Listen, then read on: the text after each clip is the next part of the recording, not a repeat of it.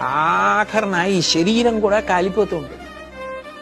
కాలిపోతుంటే జీవుడు నిలబడతాడు. అయ్యయ్యో దీన్ని ఇంత వ్యామోహంతో చూసా, ఇంత పెరుగు బువ్వ పెట్టా, దీనికి ఇన్ని లేపనాలు రాశా, ఇంత జాగ్రత్తగా చూసా, ఇలా కాలిపోతోందే అని. అప్పుడు ఓదార్చడానికి ఎవరు ఉండరు. కొడుకు కూడా వెళ్ళిపోతాడు ఇంటికి స్నానం చేసి.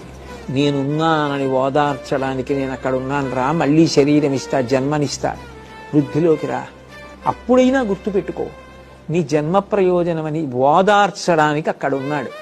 ఆయన ఏది చేసినా ఏది ధరించినా పైకి చూడ్డానికి అమంగళకరంగా అనిపిస్తుందేమో కానీ శివుని కన్నా మంగళకరుడు లేడు. అందుకే శివ అంటే మంగళం, శివ అంటే శోభనం, శివ అంటే సుఖం. అందుకే కనపడకూడనిది కనపడితే శివ అంటారు. శివుడే ఎట్లా కనపడడానికి కారణం? దాని తత్వం తెలుసుకొని మీరు సంతోషించారు.